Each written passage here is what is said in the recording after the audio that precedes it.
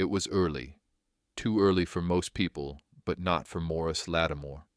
He had been up since 4 a.m., like he always was on work days. The phone had started ringing before the sun had even risen, but that was nothing new. It was a normal start to a busy day. Morris had long gotten used to the early mornings. In fact, he preferred them. There was something peaceful about the quiet, the stillness before the world got busy. He enjoyed the time to think, to prepare for what lay ahead. This day wasn't just any work day. Today, Morris had an important meeting in Boston, one that could shape the future of his logistics company. By 6 a.m., he was already in seat 3A on Flight 237, headed to Boston from General Mitchell International Airport in Milwaukee. He'd picked the window seat as usual. No one was sitting next to him, which he liked. He had enough space to settle in. Morris, 48 years old, wore a navy blue suit with a white shirt. No tie today.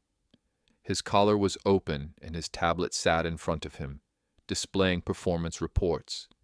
He scrolled through them slowly, his focus calm and unwavering. The plane wasn't crowded. Most of the passengers were business travelers. Some wore suits like him, while others were in sweatpants, headphones on, lost in their own worlds. The usual smell of stale coffee and airplane air filled the cabin. Morris didn't mind. He was too deep in thought, preparing for the tough questions that might come from the board. It was then that the first flight attendant walked by. She barely glanced at him, a quick word of greeting, nothing more. No smile, no offer of water, just a passing acknowledgement as she continued down the aisle. Morris didn't react. He hadn't expected much, but still something didn't feel right. Across the aisle, a woman in her 70s noticed it too. Her name was Helen McKinley, and no one on the flight knew that she had been a federal judge for over 20 years. She was someone who'd seen a lot, and she noticed the subtle details that others might miss. Helen watched as the flight attendant skipped Morris. Then she smiled warmly at the man sitting next to him. There was no obvious change in her expression, but something in the way she observed it told Helen that this was more than just a coincidence. She knew these small, quiet patterns well. Helen's mind was sharp, and she'd seen the world change in ways that many didn't fully understand. In her years as a federal judge, she'd learned to spot the quiet patterns of bias, the way certain people were overlooked or treated with less respect, even when they were in places where they had every right to be. As the minutes passed, Morris continued reading his reports. He shifted in his seat, glanced around the cabin, but still no drink, no greeting, just the low hum of the airplane and the soft clinking of seatbelt buckles as passengers settled in. Helen noticed how the flight attendants didn't make eye contact with Morris, how they avoided speaking to him. She could tell that this wasn't an isolated incident. It was a pattern she had seen before in other places, other contexts. It was the silent bias, the kind that wasn't loud enough to draw attention, but loud enough to leave someone feeling invisible. Helen saw it all, and she couldn't look away. She was a seasoned observer. She understood that silence could often speak volumes. The way people were treated, or more accurately, the way people were ignored, could say more than any words ever could. Morris continued to sit still, his eyes scanning his tablet. He didn't react outwardly, but inside, he was fully aware of the subtle injustice unfolding around him. He had seen this kind of thing before, though it was usually more blatant. This wasn't outright discrimination, but it was still an act of dismissal, and he felt it in the pit of his stomach. Across the aisle, Helen's gaze never left him. She could see the subtle shifts in his posture, the small movements that betrayed a mind working overtime. Morris was a man used to handling adversity, but even he couldn't ignore the small, unnoticed indignities that followed him everywhere. For Morris, this wasn't just about a missed meal or a flight attendant's rude behavior. It was a deeper recognition of how the world often worked, how even when you're in a place where you're supposed to be seen, sometimes people choose not to see you. As the plane began to ascend, a soft hum filled the cabin. Passengers started to settle in, each preparing for the long flight ahead. Some pulled down their window shades, others adjusted their neck pillows or reclined their seats, finding comfort in the familiar motions of travel. Morris, however, remained focused.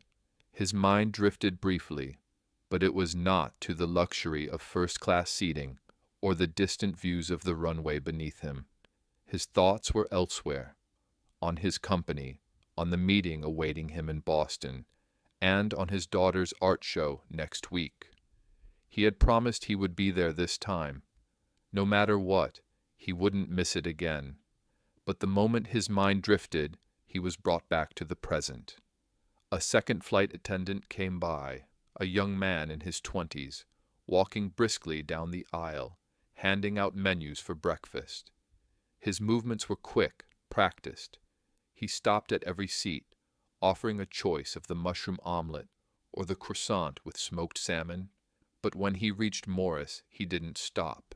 He simply passed by, his eyes fixed straight ahead, not even acknowledging the man seated in 3A. Morris looked at him briefly, but said nothing. There was no anger in his face, no sign of confrontation, just a quiet observation of what was happening, what had already happened. Helen, across the aisle, raised her eyebrows, her eyes narrowing as she noticed the young flight attendant's behavior. Her eyes flickered between Morris and the attendant, taking in the scene. The same pattern repeated again. She couldn't help but feel that there was more to this story than just an airline's poor service. This was about something deeper, something rooted in the subtle ways people could be excluded, dismissed, ignored. Morris, ever composed, didn't move, didn't make a scene. His calm demeanor was almost an act of defiance in itself. He knew how this would play out. He had seen it before, this quiet erasure of people in spaces they had earned the right to occupy. Another 10 minutes passed. The plane was flying smoothly now, cruising through the sky as the crew continued their duties. But Morris noticed something else. The flight attendants were moving quickly through the aisles, stopping at every row except for his. The same flight attendant who had earlier ignored him now moved towards the front of the cabin, never once making eye contact with him. She moved with purpose, handing out warm towels to other passengers, but again skipped over him. By now, it was becoming too much to ignore. It wasn't about the meal, it wasn't about the small neglect. It was about the cumulative effect of being invisible. Morris, though a man of quiet strength, couldn't help but feel the weight of it. The small everyday exclusions that added up over time, each one seemingly insignificant on its own, but when pieced together, told a much larger story. Helen, still watching from across the aisle, couldn't stay silent anymore. She could feel her hands tremble slightly as she reached for her phone. She didn't know what she was going to do with it yet, but she knew something needed to be done. She had witnessed this kind of thing in courtrooms before. The way people were dismissed without a second thought, the way biases could be woven into every interaction. And in that moment, she knew she had to capture what was happening, not because it would change anything immediately, but because it might make others see the truth. She lowered her phone into her lap, but the camera was still on, still recording. Her eyes never left Morris, and she could see it all, his silence, his patience, his calm exterior, and the subtle weight of the injustice he was quietly enduring. The third flight attendant came by about 20 minutes later. This one was a little older, his face kind, but there was no sympathy in his eyes as he stopped in front of Morris's seat. He paused only briefly before moving on, skipping him as if it was just part of the job, part of the routine. The cart passed him again. No offer of a warm towel, no acknowledgement, just the same familiar indifference. Morris didn't say anything. He didn't raise his voice, didn't call attention to the fact that he had been completely ignored once again. Instead, he leaned back in his seat and looked out the window. His gaze was steady, calm, and if anyone had looked closely, they might have seen the briefest flicker of resignation in his eyes. Helen noticed it. She watched as Morris sat there, unmoving, his posture still perfect, his gaze fixed on the clouds outside. She could see how he held it together, how despite the slight, despite the quiet injustice, he refused to let it define him.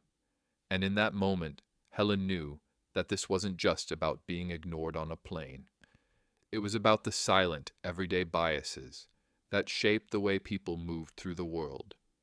It was about how even the smallest acts of exclusion could have an impact.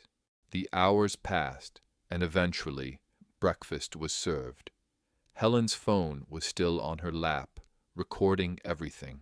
She had yet to make a decision about what to do with the video she had captured. She didn't want to make a spectacle of it, didn't want to draw attention to herself or the situation, but something inside her told her this was important. By now the flight attendants were moving more quickly. The plane was descending and the cabin lights were dimming as they prepared for landing. But for Morris it was just another day in a world where he had to fight for recognition, for respect, even in places where he had already earned his seat. The flight continued as usual, the cabin gradually returning to its normal rhythm. The chatter of passengers was quieter now, and the hum of the airplane filled the space. Most had settled in, some lost in their thoughts, others focused on the task at hand. But for Morris, the flight had already become something more. An experience that wasn't about getting to his meeting in Boston, but about the deeper patterns of exclusion he was witnessing firsthand. As the plane descended toward Boston Logan Airport, the crew's movements grew more mechanical. It was as if the crew members had fallen into autopilot, offering polite smiles and quick interactions with passengers. They moved swiftly, gathering up trays, filling water cups, and completing their in-flight duties without skipping a beat. But when the flight attendants reached Morris's row, it was the same story. They didn't stop. They didn't offer a drink. They didn't engage in any conversation, and they didn't even look at him. It was as if he wasn't there, not even worth the smallest gesture of respect. By now, the moment had stretched beyond just an oversight. It wasn't a simple case of poor service or one flight attendant being forgetful. No, it was a systemic pattern, a subtle yet powerful reminder that no matter how far Morris had come in life, there would always be moments where he would be treated like he didn't matter, like he wasn't worth the same consideration as others. Helen McKinley had watched it all unfold, her eyes trained on the flight attendants as they continued their service. She knew what was happening wasn't a mistake. It was intentional. She could see it in the way the attendants moved through the cabin, giving attention to everyone except Morris. As she sat there, silently observing, something inside her shifted. She had spent her life as a federal judge, fighting for justice and fairness in a world that often overlooked those who needed help the most.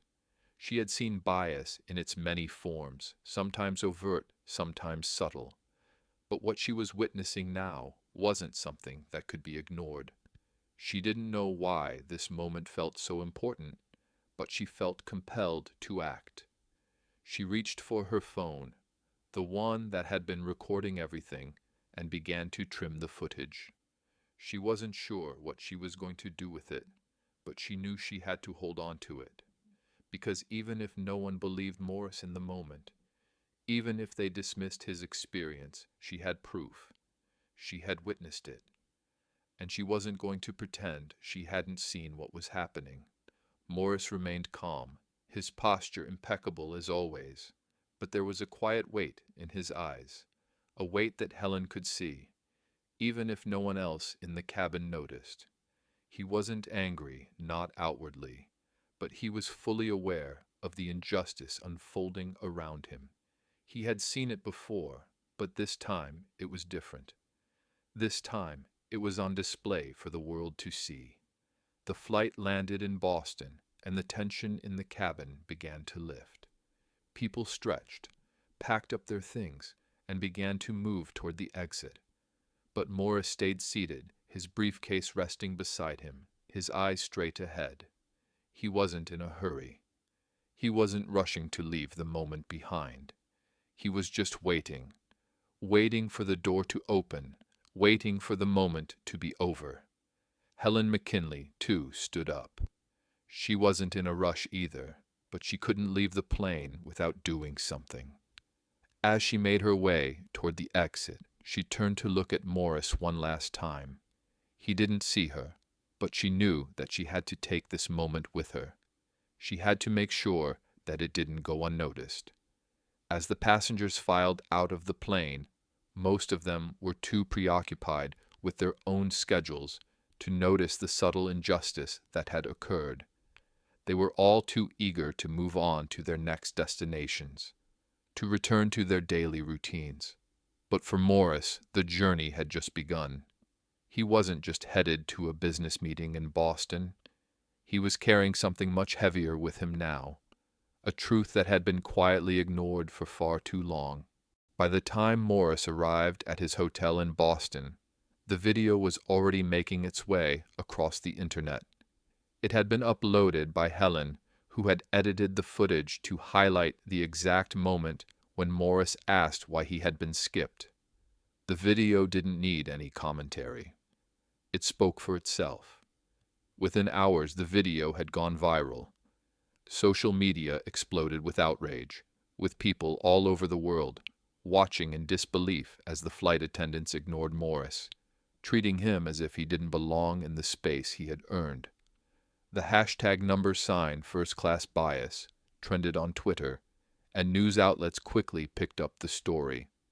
But what made the video so powerful wasn't just the actions of the flight attendants. It was the way Morris handled the situation. He didn't raise his voice, didn't lash out. He simply asked calmly why he had been ignored. And that moment, that simple question, became a symbol for something much larger. The quiet bias that exists in the world. The kind of bias that's often too subtle to see, but loud enough to leave a mark. The airline's response was swift but impersonal. They issued a short, bland statement acknowledging the incident and promising to investigate. But that wasn't enough. The public demanded more. People wanted to know who the flight attendants were, why they had treated Morris the way they did, and most importantly, what the airline was going to do about it. The backlash was swift. Former airline employees began to speak out anonymously, revealing that this kind of behavior wasn't an isolated incident. It was a pattern that had existed for years, quietly passed down from one flight crew to the next. First class was treated as an exclusive space for certain passengers, those who looked the part, who blended in, and those who didn't. They were ignored. Morris, meanwhile, was back in Boston, preparing for his big meeting. He kept his focus on the task at hand, but even he couldn't ignore the way the story was unfolding. He hadn't intended for this to be his moment, but here it was, playing out in front of him. In the conference room, Morris was calm, collected, as he presented his slides and discussed strategies for his company's future. But his phone buzzed constantly, notifications flooding in from colleagues and board members who had seen the video. Some expressed sympathy, others praise for his handling of the situation. One colleague even said, "You handled it with grace." But Morris didn't feel graceful, he felt exhausted. He didn't need to say anything publicly. The video, the reactions, the stories shared by others, it all spoke volumes. He had never intended for this to become a public spectacle.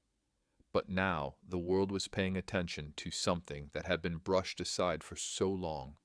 Helen's video had become more than just proof of an incident. It had become a catalyst for a larger conversation. People were finally talking about the subtle, everyday biases that existed in society, the kind that people often overlooked, the kind that went unnoticed because no one wanted to speak up. But now, with the truth out in the open, there was no turning back.